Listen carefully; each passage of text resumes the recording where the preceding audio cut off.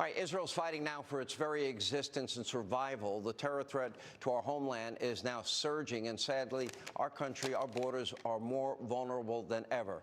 Look at this data released by the CBP showing thousands of special interest aliens. They have been arrested at the border just since October of 2021. 3,153 illegal immigrants from Egypt, 659 from Iran, 538 from Syria, and we have, a ton from China and a ton from Russia. We continue with Speaker Mike Johnson, along with Texas Congressman Chip Roy, Florida Congresswoman Kat Comica with us. Good to see you all. Thank you for being here. And I wish we could put all of you on. You all deserve to be on.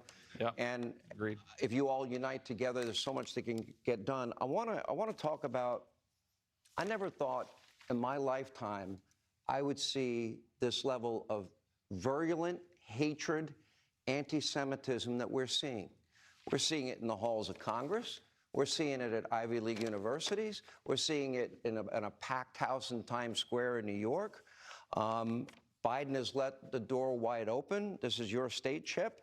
By the way, Kamala Harris today says the POTUS and I are announcing the first national strategy to combat Islamophobia. I thought we were in the middle of an epidemic of anti-Semitism, which is strange.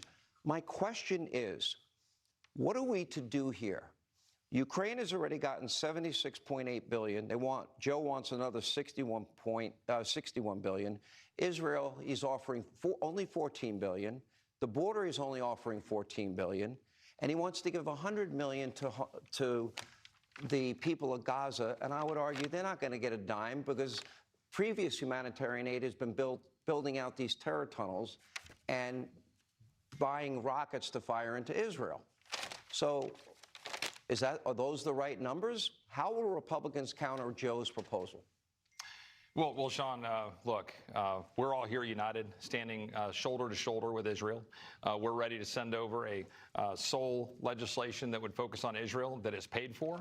Unfortunately, I think our Democrat colleagues are more interested in siding with the IRS and expanding it to go after the American people than they are to side with Israel. Now, this is important. What you want to do is take it away from delay the money that would hire 87,000 IRS agents to harass me further. Right. And harass other Americans. Yeah, but meanwhile, this is also the result of an appeasement strategy under this Biden administration, where we are allowing Iran to enrich itself, selling oil to China because we don't put the sanctions in place. We've been continued to fund through the United Nations and UNRWA and through the Human Rights Council. We've been funding all manners of sins through the perpetuation of hate with the Palestinians. We've been funding the universities that are teaching our young that it's perfectly fine and acceptable to perpetuate hate. Should we stop funding universities that allow that to go on? I mean, no question. Why are we funding these universities with massive endowments to continue to perpetuate hate? We should defund that. Well said. Congresswoman, what are we to do? In the last 2 weeks, there's been 27 attacks against American soldiers in Iraq and Syria. Joe Biden had 2 little pinprick responses, 2 empty warehouses. Yeah. That's it. Yeah. And they're firing at our soldiers. Yeah. What should our response be? Well, think about this, Sean. Just tonight, over 50 Democrats voted to enrich the uranium program with Iran. They said that they were okay with a nuclear Iran. A resolution on the House floor, 50 Democrats said that they were okay with a nuclear Iran. So that tells you everything you need to know about the Democratic Party today.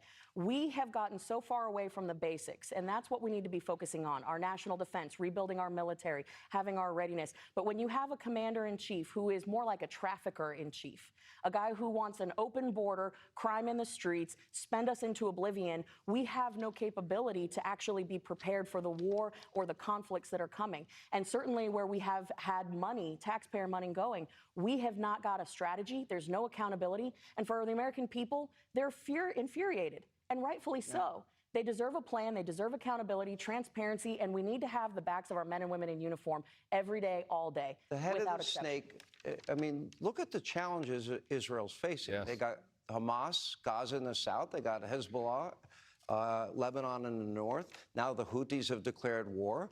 Erdogan is saber-rattling, threatening Israel. You got the mullahs in Iran threatening the same. You got Putin meeting with Hamas leaders. How do we cut off the head of the snake? Doesn't this all go back to Iran, and what should America do? Well, I'm getting the exit music in my ear, but here's what we need to do, stand with Israel. The first act that we had in my speakership was the resolution where we formally stood with Israel, and now we're pushing the funding package to do and provide for them exactly what they need. We're going to get it done. Do you believe we've given too much money to Ukraine? Yes. Show of hands. Does Israel deserve the support next? Yes. Okay. Thank you all. Good to see you guys. Thank you. All right, coming up, Congressman Byron Donalds and Mike Lawler as we continue from Capitol Hill. Thank you for being with us.